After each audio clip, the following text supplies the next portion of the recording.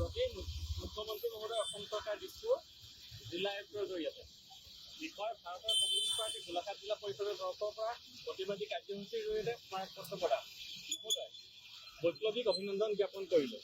শেহতীয়া ৰাজ্যখনৰ বান পৰিস্থিতি অত্যাৱশ্যকীয় সামগ্ৰীৰ অবাধ মূল্য বৃদ্ধিৰ লগতে জনসাধাৰণে নিবিচৰাকৈ নাগৰিকত্ব সংশোধনী আইন জাপি দিয়া কাৰ্যত ভাৰতৰ কমিউনিষ্ট পাৰ্টি শূন্য। একে সময়তে চৰকাৰখনে জনসাধাৰণৰ স্বাৰ্থৰ প্ৰতি হেতালি খেলি চৰকাৰী স্বাস্থ্যসেৱাৰ মাচুল সাংঘাতিকভাৱে বৃদ্ধি কৰাত আমি আশ্চৰ্য প্ৰকাশ কৰিছোঁ। সেয়েহে আমি এই প্ৰতিবাদী কাৰ্যসূচীৰ জৰিয়তে উল্লেখিত দাবীসমূহ উত্থাপন কৰিলোঁ আৰু ৰাজ্য তথা জনসাধাৰণৰ স্বাৰ্থৰ প্ৰতি লক্ষ্য ৰাখি এই দাবীসমূহ পূৰণ কৰিবলৈ সজোৰে দাবী জনালোঁ। ভাৰতীয় কমিউনিষ্ট পাৰ্টি গোলাঘাট জিলা পৰিষদৰ প্ৰতিবাদী কাৰ্যসূচীৰ দাবী ১ নম্বৰ, অসমৰ বানপানী সমস্যাক ৰাষ্ট্ৰীয় সমস্যাৰ ৰূপে ঘোষণা কৰি ইয়াক ৰোধ কৰিবৰ বাবে প্ৰয়োজনীয় ব্যৱস্থা গ্ৰহণ কৰক। ২ নম্বৰ, অত্যাৱশ্যকীয় সামগ্ৰীৰ মূল্য বৃদ্ধি ৰোধ কৰক। ৩ নম্বৰ, চৰকাৰী স্বাস্থ্যসেৱাৰ মাচুল বৃদ্ধিৰ সিদ্ধান্ত প্ৰত্যাহাৰ কৰক। ৪ নম্বৰ, নাগৰিকত্ব সংশোধনী আইন বাতিল কৰক। ইতি হৰেণ বৰা, সম্পাদক গোলাঘাট জিলা পৰিষদ ভাৰতৰ কমিউনিষ্ট পাৰ্টি। মই